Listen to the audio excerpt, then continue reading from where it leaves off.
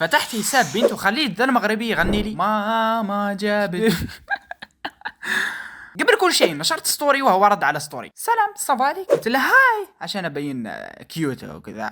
المهم قال لي انا من المغرب بدي حبيبه. يا ابوي وانا مالي؟ قال لي بليز. لا قلت له لازم تجي لبلدي. انت من وين؟ من القمر لاني قمر. قال لي انت اكثر من قمر، انت من كوكب زمردة.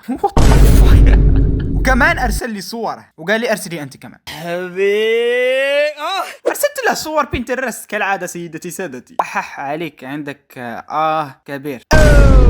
لو تبغى اكون حبيبتك لازم تسوي لي شيء. شو هو؟ لازم تغني لي ماما جابت بيبي في الصوت. صاحبنا بدا يتهرب، بس قفطه ما عليكم. بمجرد ما قلت له هذه العباره تدري صرت اعشق فيك. قال لي حتى انا، وارسل لي ذا الفويس. احبك انا باغيك.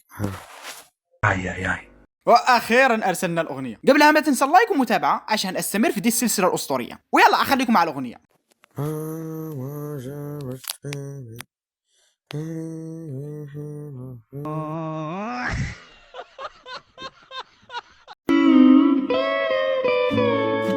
فتحت حساب بنت جديد وراسلت دراجه، قلت له ترى خقيت على صورت. اهلا. قلت لها من وين؟ من الجزائر. تقدري تعيطي لي كام؟ يعني يبغى يشوفني واشوفه. قلت لها ليش؟ نشوفك نتعرف.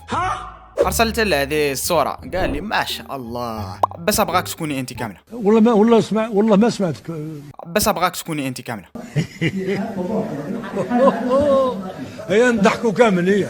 قلت له قبلها انت متزوج؟ لا كي نصيب زوجة صالحة. قلبك عامر بالإيمان. يا اخي لما تكون انت صالح دور على الزوجة الصالحة. بعدها يتصل علي، رديت عليه ذي المرة، بس قبلها وصلوا لي المقطع على الاقل 5000 لايك. تمام، والحين اخليكم مع المكالمة. الو برو، قلت لك من وين تعرف البنت انت؟ قاعد تتصل على اختي. وش اللي اتصل على اختك؟ ولا انت اللي بعتي ميساج على الصباح جاي تقول لي ولا يا واو. لين فتحت حساب بنت والرسائل اللي ارسلها لي دش جزائري. يا ساتر، بعد ما سويت ستوري وهمي بصوره من بنترست والكل صدقها وهو رد على ستوري عسل مالك بعد الايموجي الشهواني. قلت له مين العسل؟ انا. قال لي هاد كل تقولي عن نفسك مو عسل، عيب عنك والله مالك ذات. قلت له عادي. لا مو عادي، يزينك وحدك. انت هذه يا اخي ولا انا مضبب؟ قلت له انت من وين؟ قال لي انا جزائري حار. وانت من وين؟ من السعودية. الله يبارك، بموت على السعودي، بعشق فيهم. يا قلت له كل الجزائريين حلوين. هنا صاحبنا بدأ يهتاج، وينك؟ على السلامة حلوة بس عسل. قام يتصل كمان ما رديت عليه، ومش تحكي عمري ما نقدرش نصبر. عسل وينك؟ الدب يبغى ياكل عسل ولا ايش؟ وين مشيتي عسل؟ البارح خليتيني ورقدتي. ثانية انت تبغاني انا معك ولا ايش؟ قلت له ابغى اسمع صوتك. ويا اسلام صافا. بعدين في الاخير ايش سوى؟ ارسل لي ذا المقطع. استغفر الله العظيم.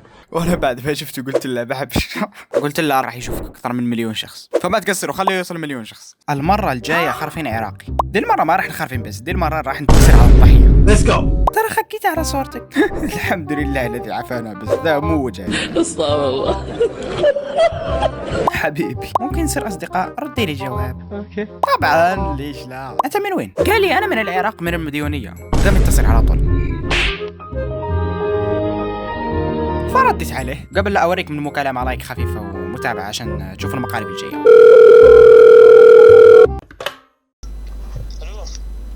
الو السلام عليكم. مين انت؟ قلت لك مين انت؟